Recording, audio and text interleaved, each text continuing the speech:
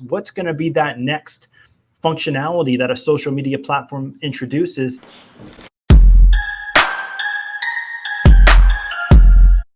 I'm for having some sort of consistency across all the social media platforms. I mean, live, for example, it's really nice to be able to go live across various social media platforms, but it's getting to a point now where they all have the same features.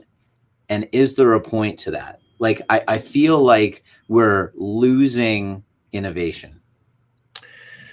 Yeah. So I think there is a point to it. I think each one of these platforms, whether it be the Twitters, the LinkedIns, the Facebooks, the Instagrams, they have their own community. They have people, like, everybody has their preferred social media platform that they're opening up first thing before all of the others. So in order to compete with the other platforms, you need to follow suit with what's working and what's going to retain those users for the longest period of time. Every single social media platform, their goal is to keep you on that platform as long as possible. So obviously TikTok proved the concept of short video content working and retaining people for a longer period of time on the platform.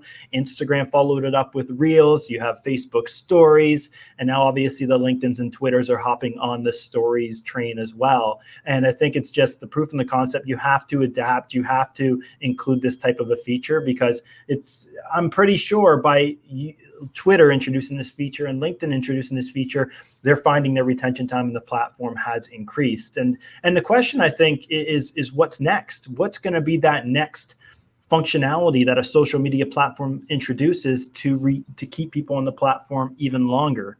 I mean, let's be honest, nobody's going to be able to compete with YouTube in terms of video content consumption. It's just, these platforms are not built for that. We know that. We know people are not on Facebook or Instagram consuming 20-minute videos. It's not happening, right? Yeah. So I think that's the question, is what's going to be next in this race for retention. The 5 things you need to do or need to prep your site in order to follow suit with this new metric introduced by Google next year is: 1, get an excellent web hosting service.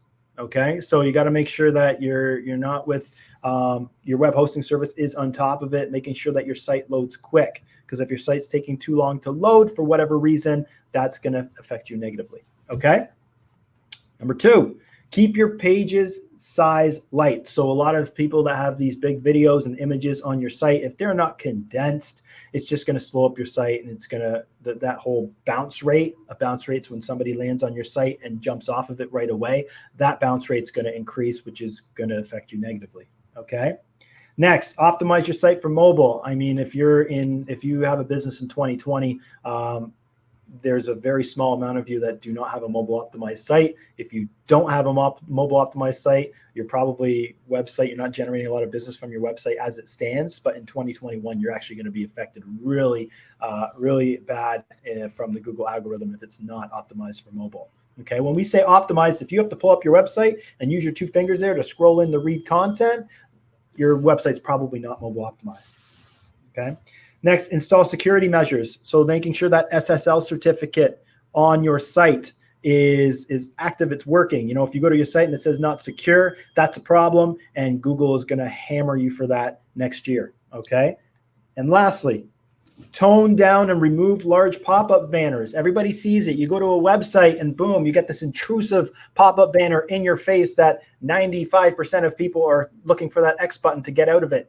Any site that has these large intrusive pop-ups are going to be hammered in 2021 by the Google algorithm. So making sure that you follow these 5 tips as we enter 2021 will help you rank your site better with Google. And it's worth noting that they did mention in this article from Search Engine Watch that it's not going to roll out overnight. Google's going to let its users know, and it's going to take 6 months to put this new metric in place. All right, so it's probably going to happen in the later half of 2021, but something that you definitely need to pay attention to if you're trying to rank your site on Google.